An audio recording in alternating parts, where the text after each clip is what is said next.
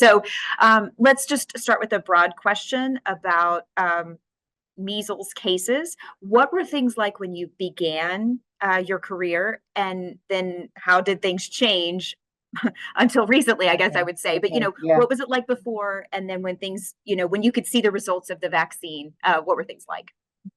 Well, we already had measles vaccine available when I started practicing. In 1989, 2 years after I started with Cook Children's, we had an outbreak in the United States. In Texas, it started in Houston and then spread throughout the entire state. And so Fort Worth had many, many cases. Back then, the pediatricians here in Fort Worth all took care of lots of kids in their offices. And then we also, that was before hospitalists, and we also took care of all of our patients in the hospital. So we saw patients in the clinic, and then if they were ill, we admitted them to the hospital, went to the hospital, and took care of them there. So in 1989, we started seeing cases of measles come up from Houston. Fairly soon after that, we had quite a few cases in Fort Worth, and we were taking care of those patients in the office. We didn't have a quick way to test those kids, so most of those children were diagnosed clinically by their exam, the course of the illness, and my experience is in the kids that I took care of, the children that I took care of, actually almost all of them got admitted to the children's hospital, to Cook Children's Hospital. Why was that? It is because the illness is really severe. The first part of the illness is usually about a 4-day enanthem, is what it's called, and that is cough, very brassy, croupy type of cough, lots of runny nose, hot fever. Fever's almost always present right at the beginning of the illness, and conjunctivitis. That means an infection in the eyes with what we call photophobia, which means the eyes are very sensitive to light, and lots of irritability. So that was the first part of the illness. Then usually there'd be a little bit of a lull, and about day 5, the children would start to develop a severe rash. The rash would start around the scalp and the behind the ears, on the face, and it would travel down the entire body. The rash is concerning. It's very angry looking. It's very uncomfortable for the kids. When that happened, the fever would usually come back, and we were dealing with temperatures of 103 to 105 degrees. Difficult to keep it down. And at that point, a lot of the children developed respiratory issues with difficulty breathing and requiring oxygen to support their breathing. They would also develop vomiting and diarrhea, and severe sore throats. So it's very difficult as a parent to keep those children hydrated, to keep them drinking and eating. And that was the main reason why they were admitted to the hospital. This is a virus. We have no antibiotic, no medicine to treat it. So all the treatment is completely supportive treatment, oxygen, IV fluids, that kind of thing. There's not, once it's affected your child, we have no medicine to stop it. So that is the reason why a lot of us older pediatricians are really, really concerned about this. We've seen it before. The hospitalization rates are high.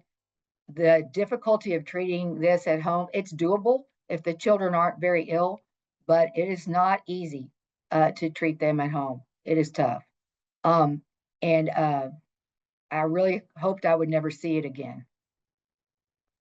Wow, Dr. Morrow, that is, it's interesting. What I was thinking when you were describing it is how vividly you can remember it, and that tells me that these are memories that are seared in.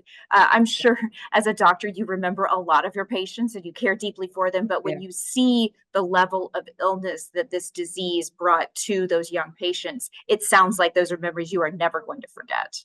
never, never.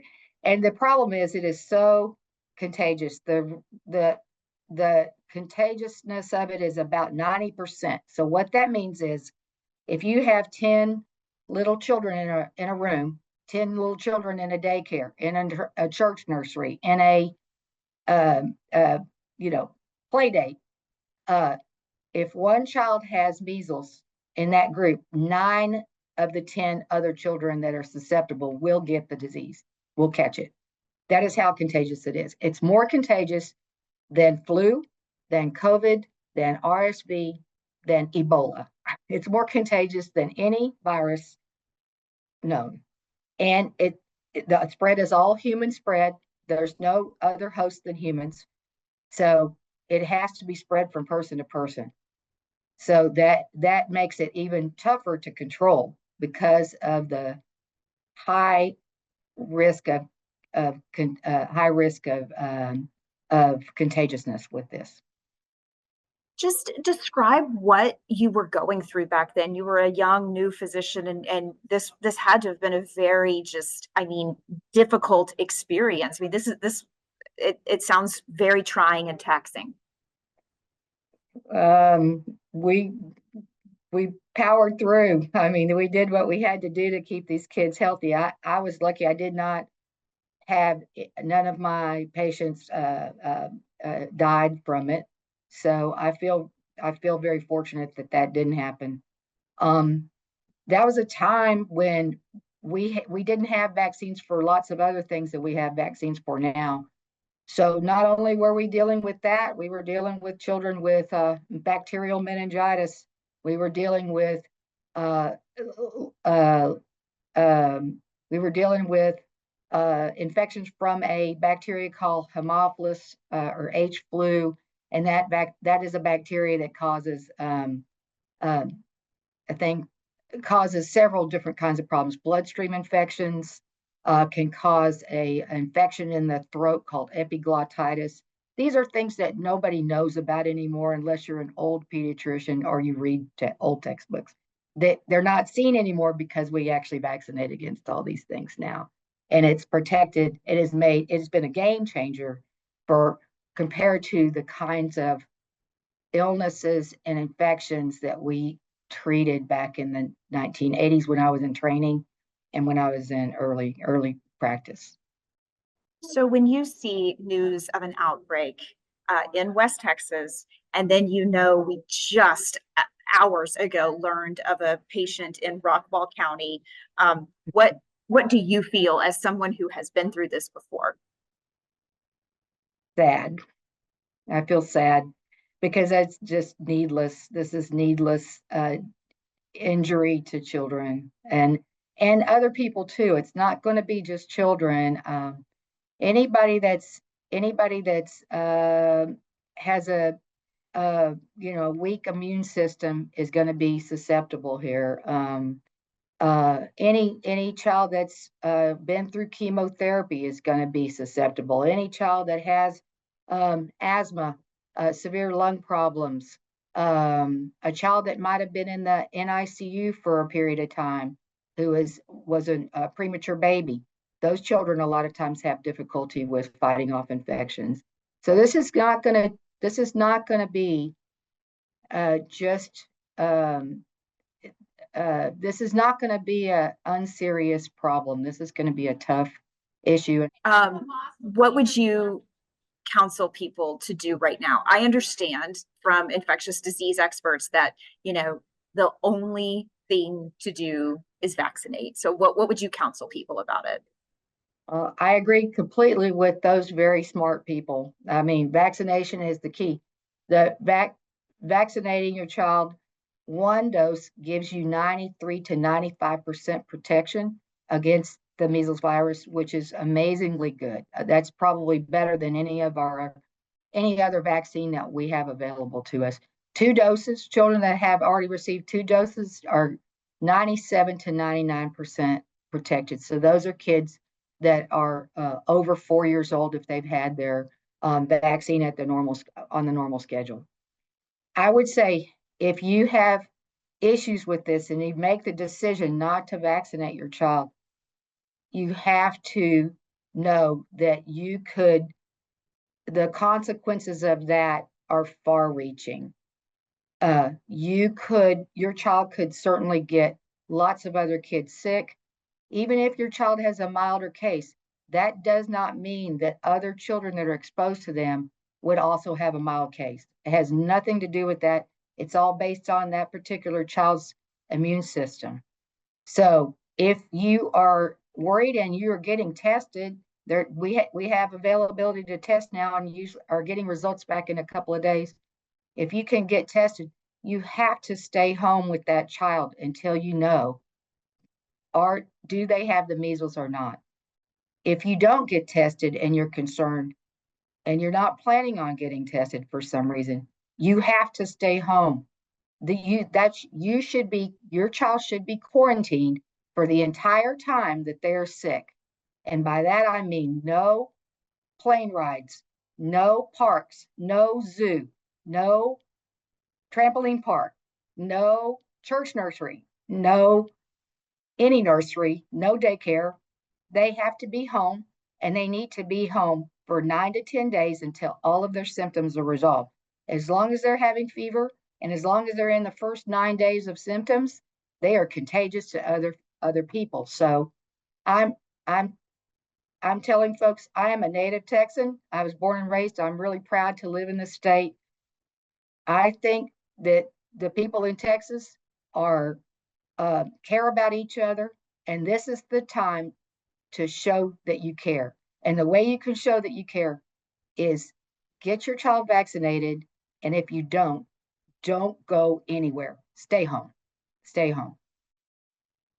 That's really beautiful advice that I know is coming straight from the heart. Yeah. Just two more questions for you. Number one, what did you feel like today when you got news that a child from the West Texas outbreak had died? You said earlier you didn't have any patients personally who died, but I'm sure you knew of other pediatricians that did back in, the late 80s. So what did that news do to you today? I could say I'm probably speaking for every pediatrician in the country. We are sad.